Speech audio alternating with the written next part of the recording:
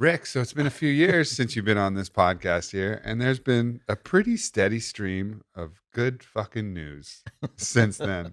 Because we got on, I Yeah, think it was the 2012 Psychedelic Science Conference. Was that the that year? was 2013. 2013. Yeah, And things were looking good. Phase two's data was coming in good. yeah. But then that whole swath of data came out, and I'll, be summarizing some of that in the intro, so we don't need to go over all the details of that. But it's been pretty remarkable what you guys have been able to show in those years. But not only has that been really remarkable, what's been remarkable is the response and the kind of warm reception that you've gotten from the FDA. The FDA has really been our main ally, not because they're pro psychedelic or pro marijuana, but they're pro science. Hmm. And they're also very sympathetic to the fact that most of the treatments for psychiatry just address symptoms. And MDMA assisted psychotherapy, for a substantial portion of the people, is about a cure. That's something that is a paradigm shifting thing. And people have heard me talk about my pages, the cure is near. Yeah. And that's a really bold thing to say, cure, because it's Yeah. not the paradigm. The paradigm now is mitigate symptoms, kind of manage some of the issues that are going on. And, you probably have this for life, but it's okay. We'll make it a little easier on you. It's not like, no, the human being's remarkable and it can be fixed. Yeah.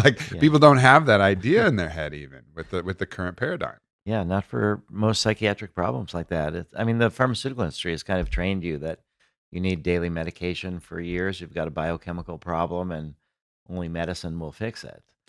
Yeah, it's almost like this. I was thinking about it like the faulty machine hypothesis. It's like we've been convinced that the humans are inherently faulty machines, and for some reason or another, a lot of us are just going to have one piece that's off. And don't worry though, because we got the solution to your faulty machine, and that's going to be a pill that you'll take every day. Rather than, Yeah. no, humans are perfect machines in a lot of ways. We have all of these mechanisms that are able to heal almost anything. We were talking about the placebo effect today. The Yeah. ability for the mind to treat pretty much every known condition that's ever existed. Every clinical trial has to account for the placebo effect. So it's working on everything, and we're able to do Yeah. it, but people discredit how powerful we are as humans. Yeah, and there are limits to the placebo effect. I mean, we can't regrow a limb. There's certain Yeah. things that we haven't Well, learned how to or do has yet. anybody ever believed that hard enough? Like you really got to believe that you can grow a limb. I don't know. That's a hard one to believe. Yeah, and even a little bit cure is a bit misleading in that sometimes people have the idea that in this example for PTSD that we can help people cure past PTSD, but that doesn't mean that they won't get re-traumatized in the future. It's not an inoculation. Right. Yeah, I mean, it's still we're still vulnerable, always vulnerable. Always, we'll always have different things that can come, but to be able to take something that happened in the past and not let it be a part of your future, I mean, that's the beauty of this. Whatever's happened, there's a great shaman in that I've worked with out in Peru, and his name's Maestro Alberto, and his one of his favorite things is we can fix anything but dead. And obviously that's he's extending that broadly, but on a psychological psychiatric model, I mean, it's looking like with the medicines that are available, we're getting a lot closer to that anything that's happening in the past, there's a chance that we can not only manage it, but there's a chance we can get to the root and really cure it. We've actually had several people who have had PTSD from Vietnam Oh for wow, long decades time and ago. decades and are still able to get over PTSD with MDMA assisted psychotherapy. These kind of conflicts get locked in these patterns for decades and then reinforce, but it doesn't mean that they're necessarily permanent. Mhm. There are ways to process buried trauma like that in a relatively short amount of time. That's what's most amazing is that you could be struggling with PTSD from something that happened 40 or 50 years ago, and in the space of a few hours, you can still work through it. Mm. It's just astonishing. What's the, one of the phenomenon that, we've seen come to pass is actually people remembering these events in the very first place. I mean, the mind Yes, has, yes. like, what is the process by which, and there may be other people who have a more clinical understanding of this. And but what is the mechanism of the mind that walls off those memories? Like why does the mind do that? To protect from pain. Yeah. So these memories, there's what's called episodic memory, which is the memory for episodes for things that happened, and then there's an emotional overlay onto those episodes. And so what we find with PTSD is that people have a difficult time remembering a lot about the episodes because the emotions are so painful.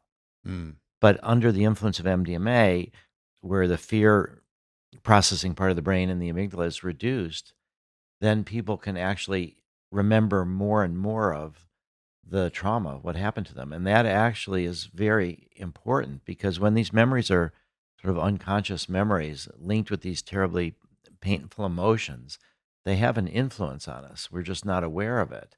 And so, one of the more remarkable things about MDMA assisted psychotherapy for PTSD is the way that people's memories are enhanced for the trauma. I'll give you one example. I was mhm. just in Fort Collins a week ago, and that's going to be one of our phase 3 MDMA PTSD sites. And we're going through a process now of training the therapist, where each new co-therapy team, a male female co-therapy team, gets one patient to work with, where everybody knows it's MDMA. And this was a woman who had um, been severely traumatized. Actually, I'm sorry, this story was it was a man, and he'd been sexually abused as a boy, Mm, and his he was always resentful for his mother, and he was telling the story under in MDMA that his mother had brought him to the perpetrator, and then the perpetrator took off with him and abused him, and he always thought his mother should have protected him sure. more, and that caused this rift in their relationship. This is now quite a few decades ago, and the therapist was saying, I don't think your mother was really intentionally bringing you to the perpetrator. She didn't know this was going to happen. He said Yeah. all the sort of mother mammals, their job is to kind of protect their They're cubs. young. Then Yeah. that's what your mother was. She wouldn't have knowingly done this. And then up popped a memory that was the key in a big way to his healing, which was that the last thing this perpetrator said to his mother was, "Mama Bear, you can leave now." And once he remembered that his mother had that the perpetrator had said that to his mother, that he recognized that the perpetrator had to separate him from his mother, that his mother was there, really wanted to protect him, and that changed everything for him. And it was just a buried, from decades and decades ago, just this one little moment, but that came back under MDMA, and that was a doorway to healing. Wow. It's almost so, these memories, as you said, they get encoded and overlaid with emotions. And when those emotions are, you can't really access the memory without accessing the emotion to a certain Yeah. degree. So when those emotions are so high and so painful and so traumatic, to even get into the actual recall of events, you have to wade through that emotion. And that's something that we as humans, we're not designed to want to go into those incredibly painful state. So the emotions actually create sounds like the emotions actually create the wall itself. Yeah, they do. And then one of the processes of MDMA assisted psychotherapy for PTSD is this um, peaceful place to look at the trauma. And so, what's technically there's a word called fear extinction. Mm, So that these behaviors or these memories produce this fear. And then when you can look at it from a position of safety that MDMA can give you, and also the MDMA helps people process the memory so that it doesn't feel like it's always happening or always about to happen. That the memory of the trauma for people with PTSD, it's never really in the past. It's always about to happen. Everything reminds them, triggers them of it. right. And so with the ability to look peacefully at the memory and bring more of the memory up from the unconscious, then when the memory, it's called memory reconsolidation.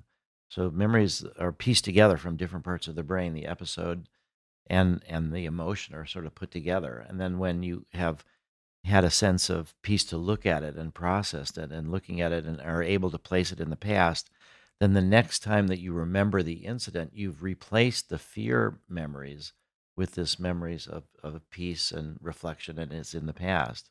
And that's the key to the curative effect of MDMA-assisted psychotherapy, Yeah. that it really replaces it. You reconsolidate the memory with a different emotional tone.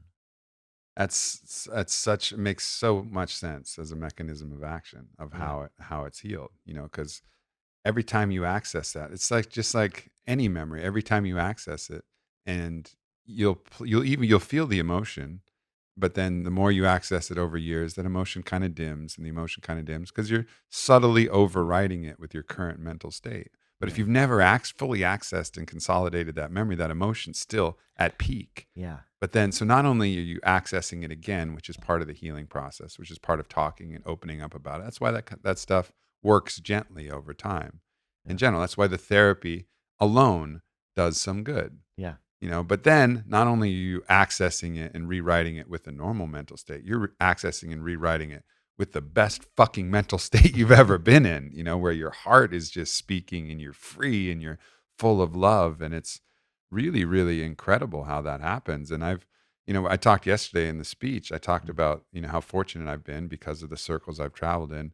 I've been in the room when this therapy has been occurring because there's people Mhm. who've decided that it is their calling to provide this medicine at risk, and Yeah. Yeah. but taking all of the safeguards that one would in a trial, but just taking the onus on themselves for healing. And I was in a couples therapy session, Mm. and it was really about a reconciliation or potential conscious severance of a couple, and they had their own issues, nothing too serious, but this was in that kind of classic couples therapy model, which was actually one of the original indications for MDMA, Oh, right it's back in the fantastic for couples yeah. therapy. Yeah. So it was in this facilitated couples therapy. And in the first session, headphones, everybody's diving in, going deep.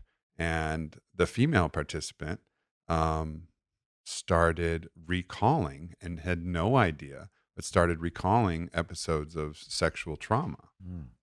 right from the start. And this was not even what the intention. The intention was, all right, that we're going to, that person's going to work out their shit with their husband. Yeah. And, all right, husband, wife trying to deal with their stuff. But no, that's not where it went. And she started to piece together these memories and realized, like, oh, wow. And she'd had she'd always had memory issues and a few different things. And then these things kind of came back. And it was this initiation into healing and seeing how this had shaped, and really just remarkable thing that this, the intelligence of the body, even with the intention Yeah. not to go back there and look at that thing in that space and just be feeling free, and it just guided her towards that thing, which I thought was really interesting because I think a lot of times we think, oh, you got to have severe trauma, you got to be pointed right at it, you got to go right there.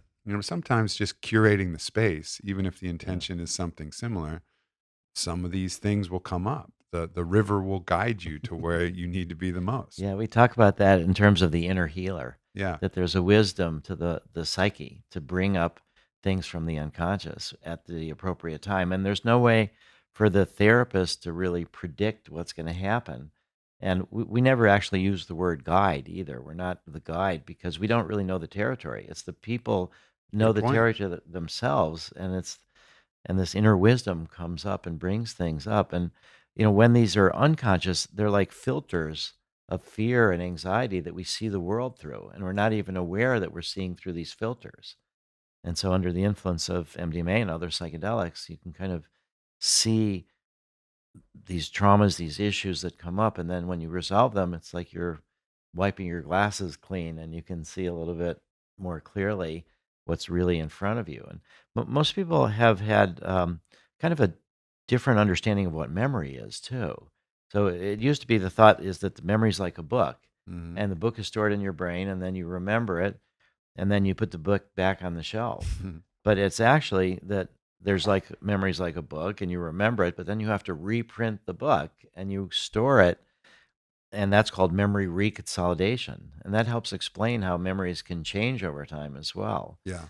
And that's also the key to the therapy is that when we can change the emotional tone connected to a memory, um, then you can reconsolidate it in a different way. And one of the things that I think is so important is that we need to learn from our traumas and we need to learn from our memories. And we don't want to erase our memories or somehow or other make it so that um, they're no longer accessible. So the fact that MDMA can enhance people's memories for the trauma, that brings more up from the unconscious. You have less of this unconscious filtering process. Yeah. And then people can really learn from the memories. Sometimes people have talked about marijuana for PTSD, that if you take marijuana right after the trauma, then your short-term memory will not be as anchored into long-term memory, and that's a scary thing for me Yeah. because particularly when you're traumatized, you need to learn the lessons from how that happened and how to avoid that in the past Sure. and what that means for the world. So the fact that this MDMA-assisted therapy for PTSD enhances memory for the trauma, people can really learn and heal a lot more. Yeah, and there's people probably out there that are like, yeah, some bad shit happened, but I just want to leave it where it is. It's not affecting me. Mm, And that's, I think, one of the biggest, kind of misnomers about this is like, oh no, it's in the past, it's not affecting me. But you're not aware yeah, unconsciously, subconsciously, how much this is affecting you. That temper that you think you have, that, yeah. those episodes of depression or sadness or anxiety that you think is related to work or you think is Mhm. related to some other thing. A lot of those feelings come from these feelings of shame and fear and guilt and all of these anger and all of the rage, all of these things that have been kind of walled off. That your mind is taking these wide berths around, but it's just screaming through your whole unconscious, like, help me, help me, Yeah, help me, yeah, and you think, no, I'm good. But, really, maybe you're not, and maybe you're yeah, tough. I'm surely you're tough. Surely you're tough enough to do it without it.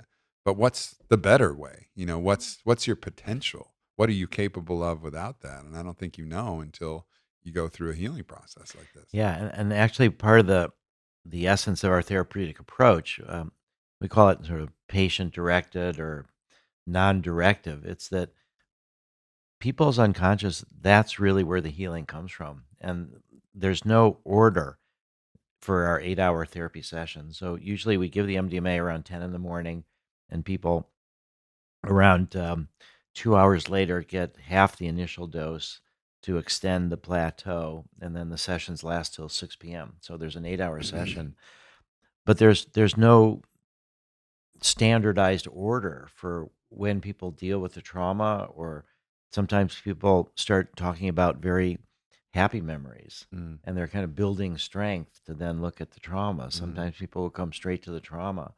Sometimes it's a different trauma than you anticipated. Yeah, That, there's kind of the surface trauma that they've been telling themselves that's the issue, and then there's something even deeper underneath that. And so it's this beautiful process of unfolding in a natural way. The therapist kind of holds space, and then really what we're trying to do is help people heal themselves. We're yeah, not doing it to them. They're finding the courage as they get more and more comfortable and as the medicine takes more effect to just sort of free associate almost, and then at some point these emotionally charged areas will come to the surface yeah. and we'll help them work through that.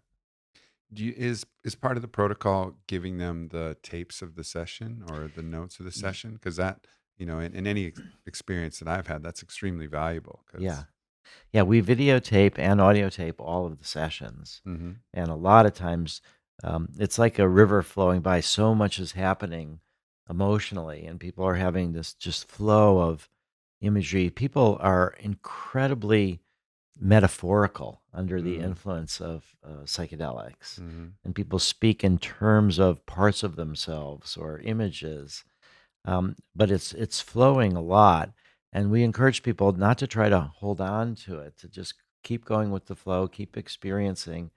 And the therapist will be taking notes as well about important points, important things people have said. But at the same time, these videotapes, not everybody wants to see them, but quite a few patients do want to see the videotapes, and we'll share them with them. yeah, that's great. One of the things, another aspect of being fortunate to be in that room, I've been in the room with people who generally I'm kind of the mentor in Mm, that, especially in matters spiritual or mm, philosophical or emotional processing. yeah. I've collected enough wisdom where Mhm. I'll generally be explaining things to them. And then in the medicine, I'll just sit back and be like, you go. Like, you are teaching all of us everything. I don't even want to open my mouth because they're tapped into their own highest wisdom. And at that level, with me being sober in the room there, I am just like a little kid looking up at grandpa, like, tell me more truth, and so this whole, it's, you can create this inversion of where the real master is the one who's tapped into their own higher wisdom, no matter how much knowledge you've accumulated, no matter what. And this has been something, talking to the other, like Michael and Annie, and Yeah. everybody who's been in the rooms, Tony Bosis and everybody. Yeah. It's like, Yeah. when they're tapped in, and even that video we saw of the Marine, Yeah. everybody Yeah. in that room, everybody in the room last night at our dinner has done a lot of work, read a lot of books. But when that Marine is speaking, we're all like, preach, like we're all just listening because it's so true and it's so right on. And it's amazing that we all have that capability.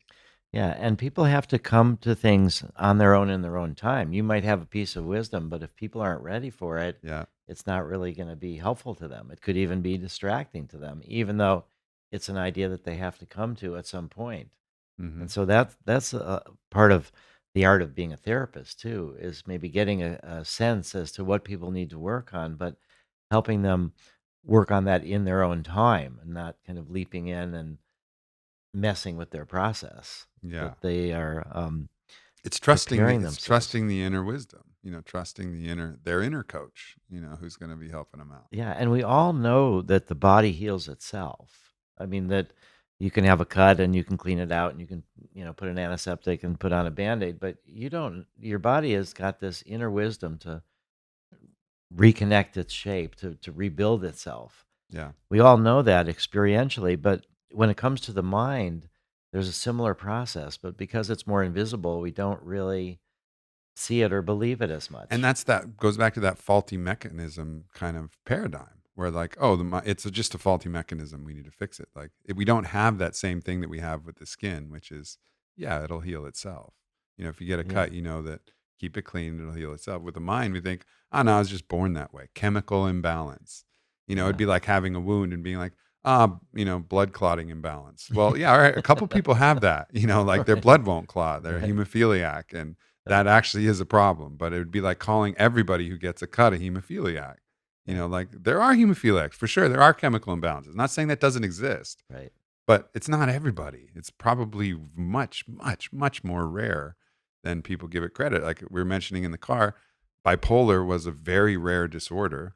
And then there came a drug to treat bipolar disorder, and it blossomed by an incredible multiple because people were thinking, like, oh, well, I have a drug for that. So let's look for that and let's create this, expand this population. And it creates a even larger appeal of, all right, this faulty mechanism hypothesis. Something that was probably a very small portion is now diagnosed as a very big portion, not giving the mind credit enough to go through its natural ebbs and flows. Yeah, we've been thinking about once MDMA becomes a medicine, what kind of commercials might we make and all. But basically, we don't need to You make won't have any. time to make We won't need. commercials Yeah, because you'll just be exactly. fielding people who've gotten all of their friends and relatives and buddies and like, come on. The last thing Yeah, you'll want yeah, like anti commercials. You want, yeah. hey, everybody calm down. We're overloaded now. Please do not call our centers. We can no longer handle the call volume. Chill out. Well, it's actually very very sad in that we just got last week the LA site was set up and ready to go, Hmm. and they just put a little announcement about how they're ready to go. And we already have over 100 people want to volunteer for the study. We have over 20,000 people have contacted us through the website to be notified when the phase 3 studies start because they have PTSD. There's right now, not right now, as of June 30th, 2016, which is about a year and a half ago, um, there was 868,000 veterans receiving disability payments from the VA for PTSD. Now it's probably up to 1 million. There was 600,000 veterans receiving disability payments from the VA for depression, anxiety, and other mental health disorders. So roughly almost 1.5 million vets for mental health related disorders. And the last time the VA put out numbers was in 2004, and it was $20,000 per person per year for disability payments for PTSD. So that's right now, if we use those old numbers, um, as of June 30th, 2016, that'd be about $17 billion a year. And total, for all mental health disorders, it's around $30 billion a year.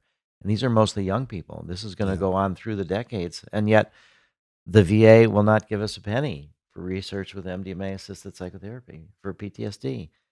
Um, they'll let us pay to have their own therapists experiment with blending MDMA with the existing non-drug psychotherapies they have. So that for us is major progress. Yeah. I started trying to educate the VA about MDMA in 1990, and we had doctors and therapists at the San Francisco VA that wanted to do a study that MAPS would fund. I mean, I started MAPS in '86, so this is 4 years later. I was just trying to figure out if there were any opportunities, and the head of the San Francisco VA said no. It's so odd because you would think like, I mean, it's just crazy how deep those stigmas run. Yeah. And it's, because the VA should not only want to take care of their veterans from a compassionate standpoint. So that's one motivation to look at the science objectively. But the other is if you can treat PTSD, you'll probably get more soldiers in the field.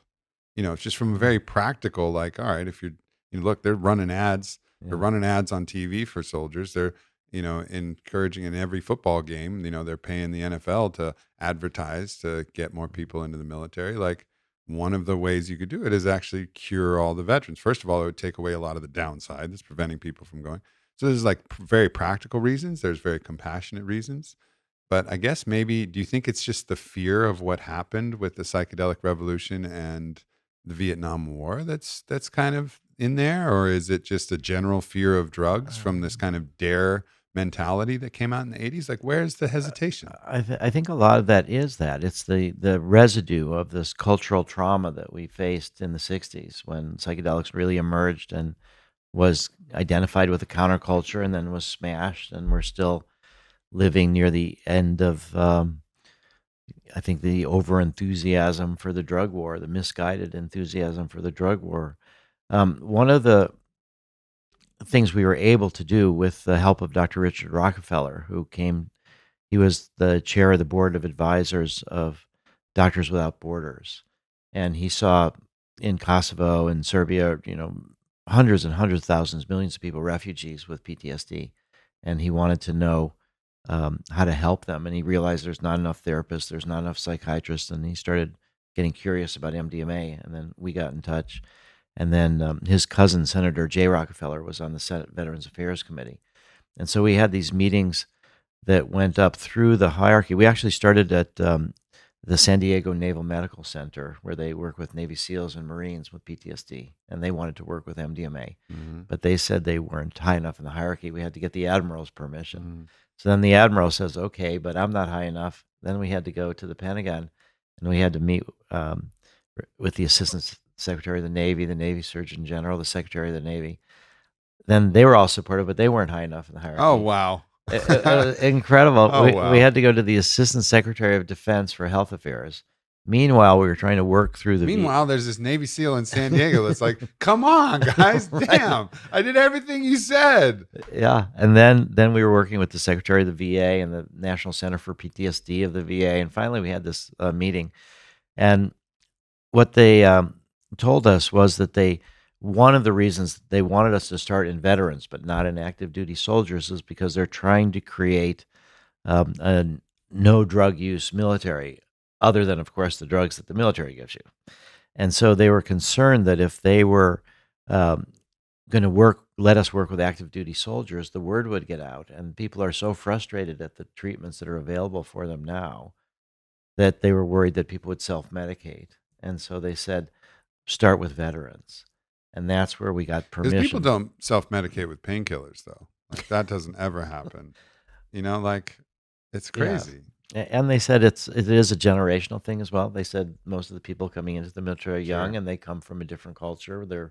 They've grown up during a liberalization of marijuana laws, and they don't see it as such a demon drug. And they've heard a lot of stories about therapeutic use of MDMA. So I think the big concern is, yeah, the symbolic value of psychedelics as part of the anti-war movement, part of counterculture, but that's fading, and we're doing our very best to try to reinforce the idea that people can have these experiences, and it doesn't mean that they want to drop out and live on a farm and grow soybeans and become vegan and you know. That's probably the greatest fear that I hear, when I'm talking to a MMA fighter or an Mhm. athlete or something like that. They say, "Ah, all your journeys sound amazing, Aubrey, but I'm just terrified that I won't be a fighter anymore if I take this."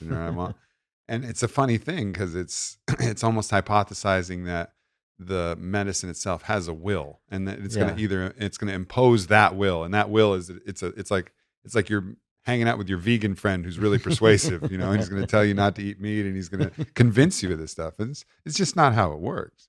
If something, if your own inner wisdom tells you that you shouldn't be doing that, that's one thing. But typically, if you're on a path and that's the path that you love, it's just going to enforce that. It's just going to say, all right, here's how you do it, and here's how you do it better. It's not, it doesn't have an opinion. There's no vested interest in these medicines other than what you yourself know. And if you yourself want to tell yourself to take a different course, that's something you should know. Yeah. That's something you should Yeah. want to know. Yeah. But yeah, it's because of the association with some of the types who have taken it. They think that that's the result, but it's not causal. It's just Yeah. correlative. Yeah. I like the word that you used, association, because if there is an agenda, I would say it's the opposite of disassociation. Mhm. So what we find is a lot of times when people are traumatized, particularly at a young age, the defense, all that they can do is dissociate so that they're no longer there in a way. Something's happening to their body, but they've sort of removed themselves. And what we find is that those people that are the highest on dissociation, and we have scales to measure that, um, take the longest to heal because they have to sort of come back into an integrated sense with their body and with their mind. And so, if there is an agenda, it's to take the split apart pieces of ourselves Mm. that we've put into the shadow or we've rejected or are too painful, and to try to bring them together into more of a unified whole, a unified personality. And I think that's where we see people making a lot of progress from um, shadow sides of themselves or painful sides of themselves that they learn to integrate. Yeah. And Yeah. yet, once you're integrated, there's so many different ways to express that for some people it could be really appropriate to do in a fighting context. I mean, Mhm. hopefully not where they're really Well, it's trying sport. to hurt somebody. Yeah, Yeah, it's but in a sport. sport context. Yeah. So I think people are scared of their own inner wisdom that might make them change Sure. something, and they've got a pattern, they like it, they don't want to change, and those um, are probably the people that would benefit the most from doing it. Sure. Because if you've got this sort of buried intuition that maybe there's a different direction for you, and it does cause certain disruptions in your life and your patterns, but You know what you don't want to do, everybody who's afraid of that? What you don't want to do is you don't want to take the ultimate psychedelic that we're all going to take. And that one's called death. And right, when you have that one, that's not the one you want to wake your ass up and be like, right. what the fuck was I doing? Like, how about you take one a little earlier on the journey, maybe where you can correct it in this life, rather than waiting till you die and waking up and being like, oh my God, I shouldn't have been doing that my whole life. Or being on your deathbed. I've read the reports of Bronnie Ware, this palliative care nurse, and Mhm. talking about all the commonalities between the deathbed regrets. Like, don't be that guy. Don't be that Yeah. girl. Don't be the person there that hasn't taken the time to reflect upon your life and make sure that you're doing what your heart sings for.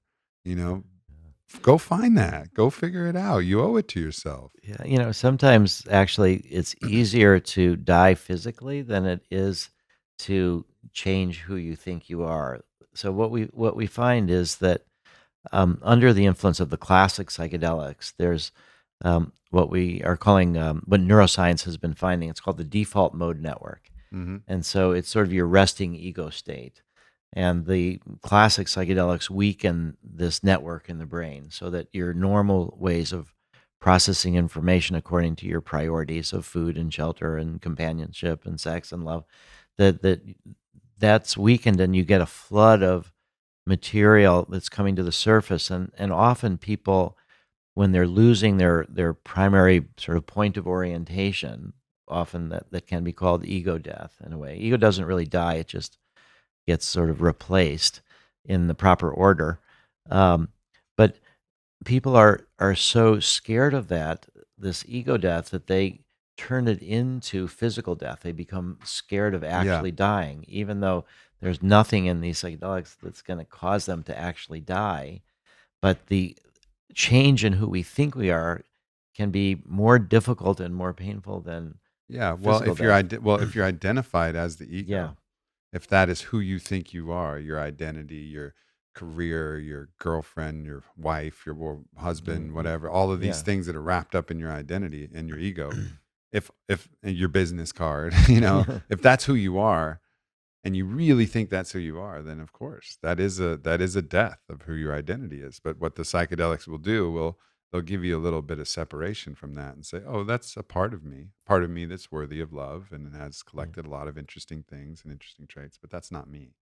I'm this something else. And so it's a lot easier to let that other side go and then reawaken that side of yourself that, people have called it many things: your consciousness, your Mhm. higher self, your divine self, your true self, this kind of your inner wisdom, that part Yeah. of you Yeah. that really belongs at the helm of the starship, rather than the ego.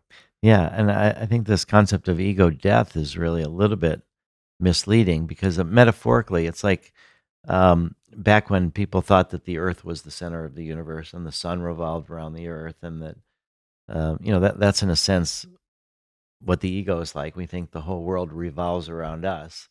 And an ego death is to recognize that we're revolving around something even bigger, Mm, life itself, and that, we're revolving, the earth is revolving around the sun's moving in space. But so the ego doesn't die, but it just finds a more proper place, a more yeah. humble place. And once people can experience that through support, move through the terror of letting go of who they think they are, and finding that there's still, a new orientation that can be deeper and more joyous and more relaxing, and yet you still have to take care of yourself. We are still individuals living in a time bound system of birth and death, and we have to pay attention to what our own needs are as well. But we're not the center of the universe. Right, as the ego would tell us. Yeah. All right, so let's fast forward to the future here, and you gave a bit of a timeline, and and we're going to talk about some of the opportunities for donation that we Yeah. have coming up. But let's fast forward. All things go well, and you're able to raise the money, get Mm. things going on time. Take us through, the timeline of potential legalization. I think you mentioned the date of 2021 as Yeah. kind of Yeah. the potential target. Yeah.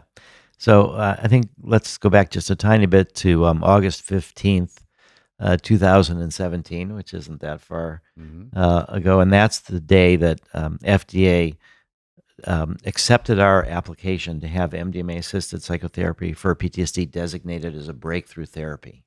So huge. Yeah, more than two-thirds of the applications from big pharma to have their drugs declared breakthrough are rejected. It's for the most promising drugs. And so what that means is that the FDA is now seeing themselves as partnering with us to develop MDMA through phase 3, to see if the data that we generate will indeed prove safety and efficacy to make it into a medicine. And so with that breakthrough therapy designation, that's enhancing our timelines a bit.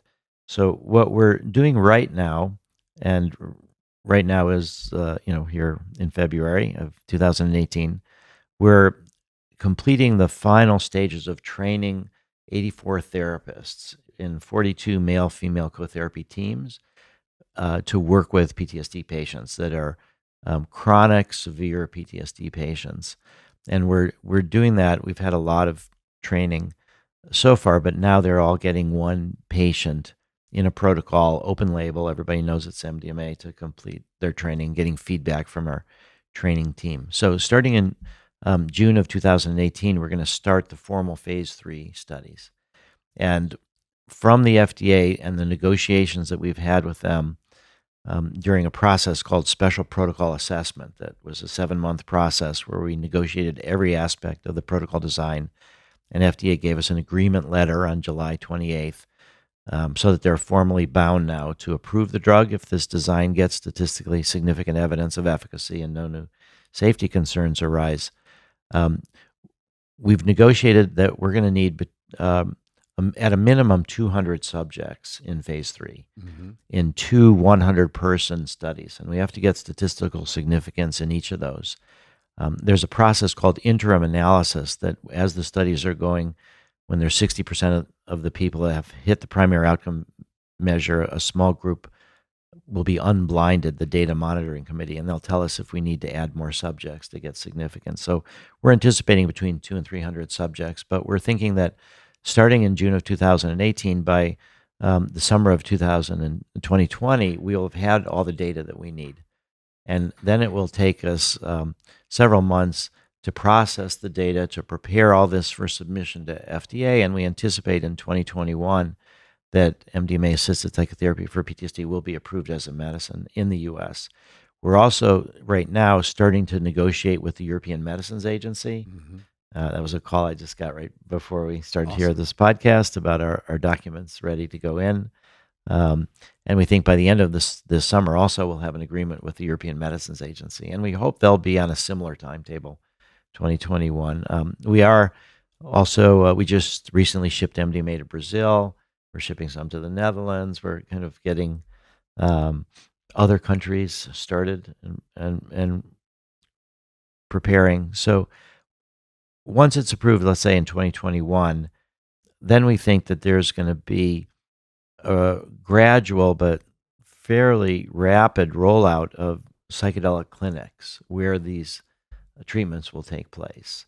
Right now, ketamine is being used more and more for the treatment of depression. So these psychedelic clinics will not just be like an MDMA clinic or a ketamine clinic. There's other groups that you've been helping to, Aubrey, which are trying to develop psilocybin into a medicine for depression. So we think that they'll be administered in these specialized psychedelic clinics. Yeah, let's just take a moment, everybody. Let's just take a moment and imagine that. Let's imagine that you're going through some hard shit. Times are tough and you can't figure things out, and you have some stuff that's rattling around in your head, and you say, "Yeah, I'm going to stop by my psychedelic clinic." And it's lovely in there. It smells like incense. There's nice music. There's a credentialed doctor who knows the full gamut of psychiatric options, but also the full gamut of psychedelic medicines. And they're there to greet you warmly. There's kind people waiting for you at the waiting room, and they start talking to you. It's not this massive intake form and cold, and it's just, you'll fill out the forms, but they'll start talking to you. Hey, what's going on? And then eventually you'll see the head of the, psychiatric medicine there, and they'll start talking to you. Oh, well, I think actually, a psilocybin session might be, exactly what would be best for you in this case, and, talk you through that protocol. But, we might want to follow up with an MDMA session to make sure that you've integrated that properly and that you're on the right course and there isn't any trauma. And how does that sound to you? Yeah, that sounds great. And you schedule it and you go in and you put your headphones on and you're blindfold and you work on your trauma and your issues, and maybe you speak to your dead relatives, or maybe some other random things happen while you're there, but you're there for the work and for the medicine, and you come out different than when you walked in, and you're not running to the pharmacy to go get some pill bottle that you're going to be shackled to like this is your new slave collar. You come out that day, because some of the psilocybin indications from Hefter, it's single doses, Right. that are curing some of these indications for 80% of people. So you come out that day and you're different that day. Like that is possible. It's not like, oh yeah, wouldn't that be wonderful? No, 2021. That's like in an instant. We're going to blink. I'm going to eat a bunch of sandwiches and, work out, and all of a sudden it's going to be 2021. Like the years pass. Like they just go. And that can happen, but we need to help that happen too. We need to raise the awareness so that it's acceptable culturally, and we need to help raise the funds so that you guys can do the work that you need, and Hefter can do the work that they need. But it's not far away. Well, it's even closer than 2021 because even better news. Yeah, because there's a program that the FDA has that's called expanded access, and what that means is that if you have a condition that the currently available medications or treatments have not sufficiently helped and there's a drug that's being researched for that condition, that there's a way to provide access before the drug is approved. And so, as long as we have the phase 3 studies fully um, populated and moving forward as quickly as possible, and I indicated that we are going to need a minimum of 200, sometimes between 2 and 300 people. But with these 20,000 people already on our waiting list to be notified about the studies, there's way more people, millions and millions of people that need treatment for PTSD. And so, under this expanded access program, people can pay for their own treatment. The pharmaceutical company sponsor, in this case, MAPS, can only sell the drug at cost, which is totally fine. And this, What's that cost? well, yeah, What's that cost? What's that cost, Rick? There's some people who need to know if they get ripped off out here. Well, our cost is actually way higher. I'm sure. Because of all the procedures that we have to go through. Yeah. So, our cost is going to be well above what the black market price is, unfortunately. Well, it should. And a lot of the black premium market high stuff is not really actually MDMA at all. But Yeah. but more the idea is, though, that we are going to be starting in the end of 2018 to train more therapists, not for phase 3, but for expanded access. So we think in the summer of 2019, and we hope one of these expanded access sites will be here in Austin with some of the people we hope met so. last night. Yeah.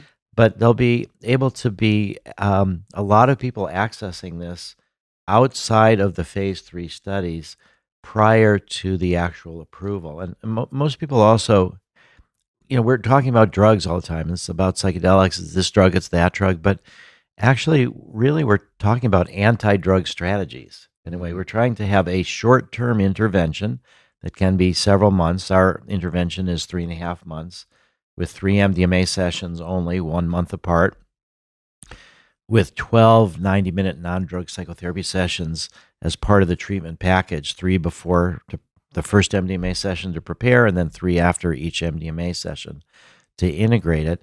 But in that period of time, a lot of deep work can take place, and our goal is to try to make it so people don't need drugs afterwards, that they're free from that. They've made a change in their life. And we've done one follow-up study to one of our first phase 2 pilot studies that was done an average of 3.5 years after the last treatment.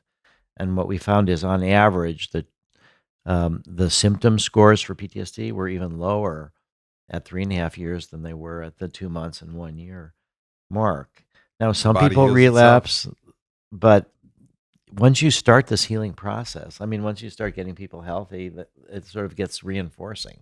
Yeah. And they keep getting healthier. So, but I do think that the visioning that you did, that's really absolutely essential, because you have to kind of, and I'm sure that's true with a lot of athletes, that you do this mental visualization of doing things before you do it. And so I think this vision for people to imagine walking down the street and, oh, there's a Starbucks, there's a Subway. Oh, there's my psychedelic clinic. Yeah, see that MAPS logo on there and go, I can fix myself. Yeah. We can fix this thing. Well, right now in America, there's 14,500 drug abuse treatment centers.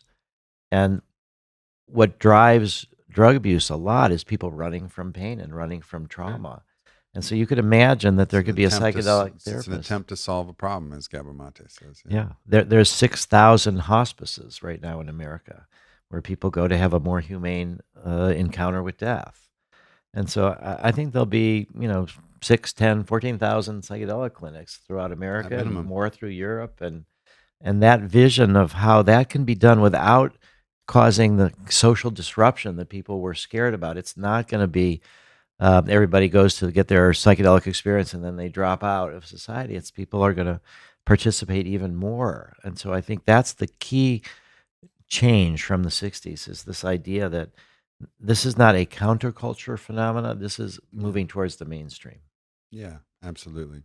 Well, as you become a more integrated, whole, healthy, happy individual, then the more you'll naturally want to give to others, the more you'll want to give to the community. This idea of, pulling away, it's the opposite of what the ethos is now. The opposite is let's all bring everything in, so, and as you see, the most radically inclusive communities like Burning Man are infused with psychedelics. And it's Yeah, not yeah, them trying to, I mean, the whole idea is radical inclusion. It's not radical exclusion. It's not, we're Burning Man, fuck the world. The idea is, all right, let's take this idea and welcome everybody. And so it's really the opposite idea. And that's exactly what you're speaking to. yeah.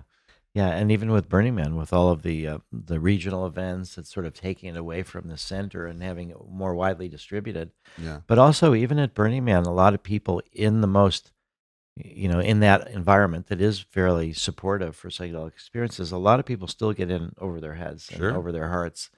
And when you look at this as as these drugs as recreational or as just to have um, entertaining experiences, I think people are setting themselves up for potential problems Mm. because, as you described before about the couples therapy, and then up comes memories of sexual abuse from Yeah. this woman.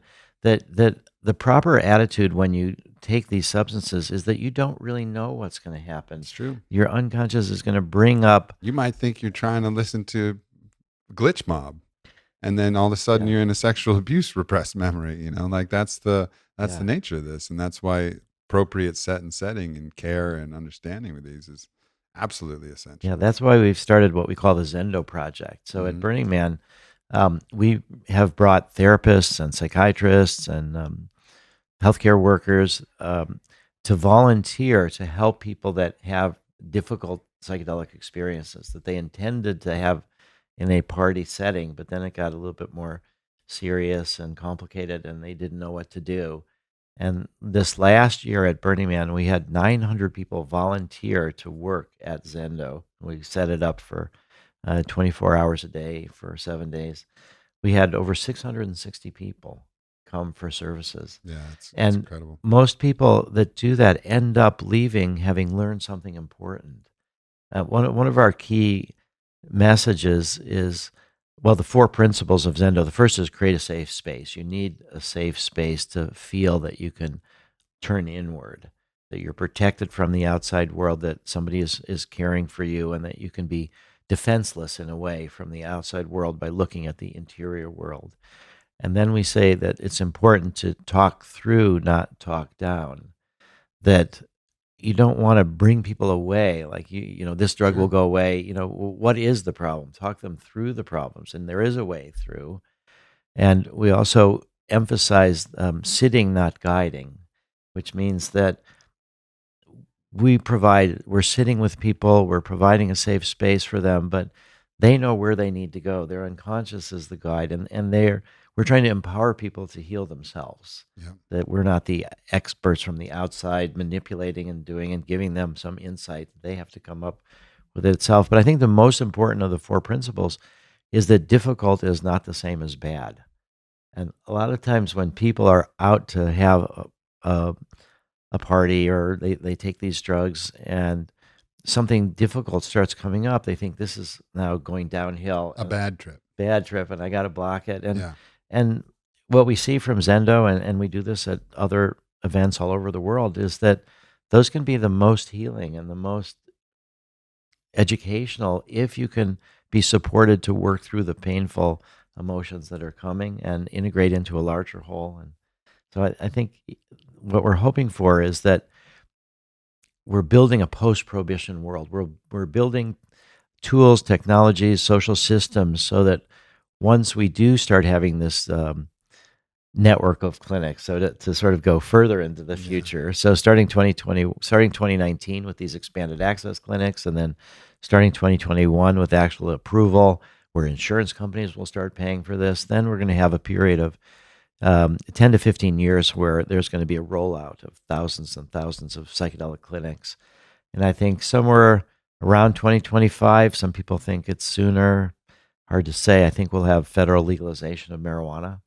And then we'll have maybe a decade of the culture getting used to that. And then I think 2035 we'll have the end of prohibition for psychedelics, and people will have the human right to do it on their own. And then by 2050, we'll look back at us in the early 2000s and say, what were we thinking? The world is so much better now. Yeah, And that's the future we have to build. And that's why, yesterday I was saying in that speech again, like, I'm hopeful. I'm hopeful. I'm not the pessimist out there that the world's gone to shit, because I know how powerful these Yeah. tools are. I know how powerful these medicines are. And I know that when they're deployed in mass with intelligence behind it, with guided by, people who really know how to either hold space through the education through the Zenda, or actually clinically hold space in Yeah. the medicinal side, when that knowledge is pervasive and people are following those principles and the medicine is available, I know what the potential is. And so I'm not only hopeful, I'm confident. I'm confident in humans, and I'm confident in our country, and I'm confident in the world. And that's the future that we're trying to build. And we got to wrap this up, but right now, you know, for the next month after this podcast, I should be releasing it around Valentine's Day, but um until March 10th, Right. there's an incredible, generous offer from a very mysterious man named Mr. Pine. We call him Mr. We don't really know for sure, but the Pineapple Fund, which is a cryptocurrency kind of donation Yeah. aggregation or platform, and they've offered to match up to $4 million donated to MAPS for the phase 3 trials. Yeah. So, look, everyone, if you've ever wanted to contribute to a cause, first of all, there's not a more impactful cause that you could potentially contribute to. I mean, the ease of suffering throughout the world that this can create and this can facilitate is just a tidal wave of relief for the world. So there is not a better cause. And then there's also not a better time. Right. Like, this is the absolute best time. Your donations are going to get doubled. And it's right at the tipping point of these phase 3. We're so close. And even for that enhanced compassionate access, it could be 2019, 2020, where your friends who came back from war, those people who've been dealing with trauma, you'll have a place to potentially refer them. There'll be options on the table, and we just need to push that boulder. It's a little bit further, a little bit further. So I really encourage everybody. We're going to have the donation up through March 10th. Go on the Cure is Near platform. So everybody, if you're interested, go to the Cure is Near. That's going to go directly to the MAPS phase 3 for this matching fund. Wow. And Aubrey, that's let's wonderful. Let's see what we can do, everybody. Let's Yeah. just do our best and be a part of this. Be a part of this process. Be a part of this genuine revolution. Together we can do it. We can fucking do it. We We can. can do it. That vision that we all got to engage in, we can do that. Well, and speaking of visions, the whole Pineapple Fund, I don't know who Pine is. We've been communicating by email. He's already sent us $1 million worth of Bitcoins, and now he's given us this $4 million match. But I asked him if he would write an article for the MAPS Bulletin about how this came about, and he's agreed to do that.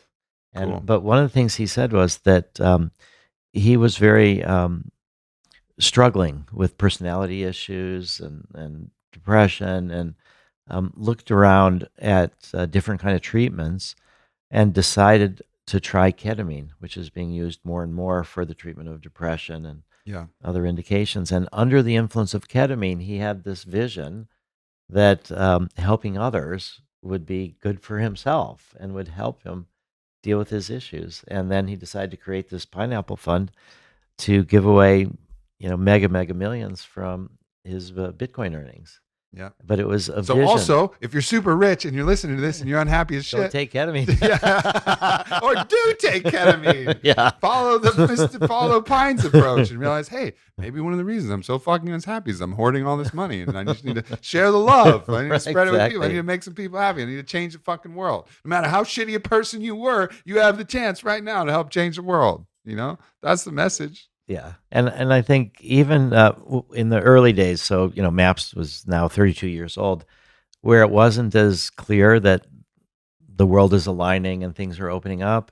Even if, for me, I wasn't sure that it would work, that I'm a little bit amazed every day I wake up now to see how much progress. I mean, it has been 32 years, but just the effort itself, I learned to recognize that trying to build a better world was satisfying in and of itself and necessary, whether or not it actually succeeded. That we all had to try, and I think that's the moment of courage where you say, "I'm going to try this regardless of whether it works, because it's a worthy mission."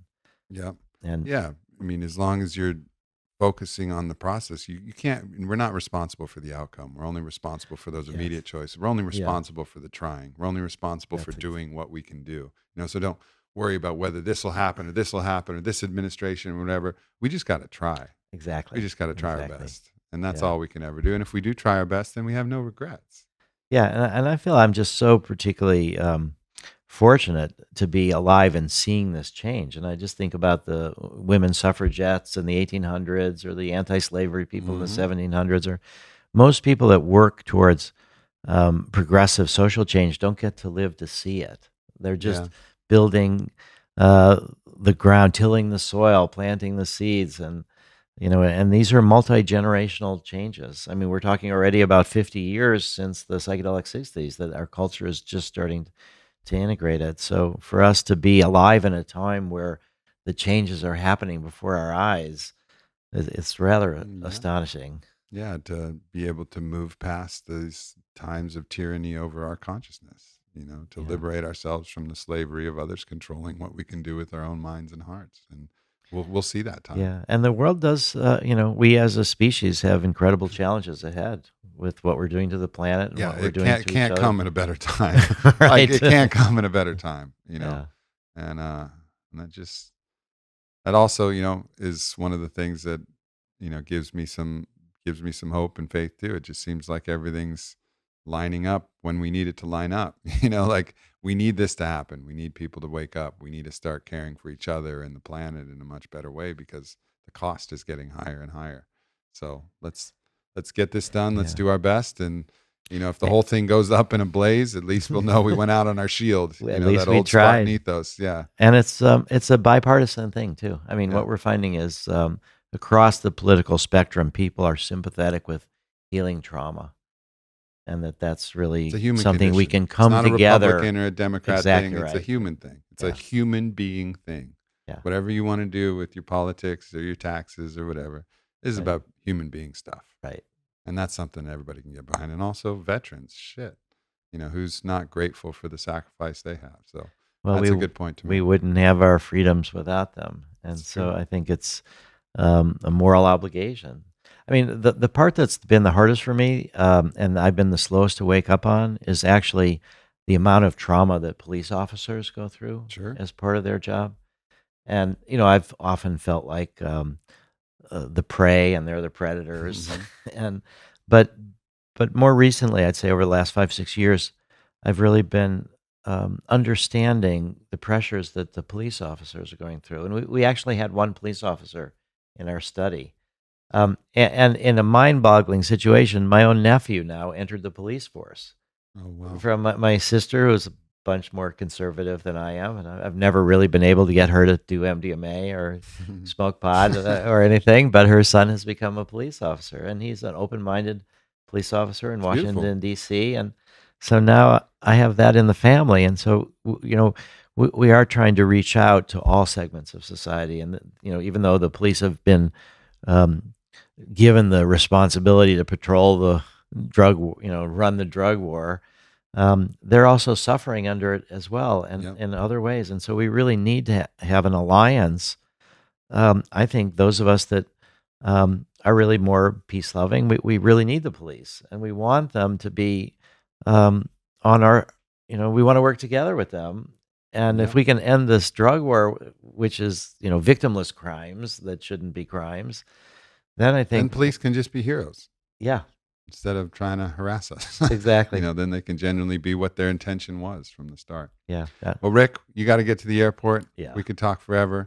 It's been an awesome pleasure to have you here in town. And Wow. we'll have to do this more often. And Yeah. it's great to check in on you. I mean, things are happening so fast now. It's just, I'm just so Yeah. grateful for everything that you've done and the whole MAPS team. We have Allison and Jade in the back watching this podcast here and the contributions they've made, and everybody back in San Francisco, and everybody who's been doing the work, everybody who's donated, all the people, all you guys who've given 10, $20 to the Cure is Yeah. Near. Like, fucking thank you. Like, thank you. Yeah, this is Thank a you to massive team effort. Yeah, 100%.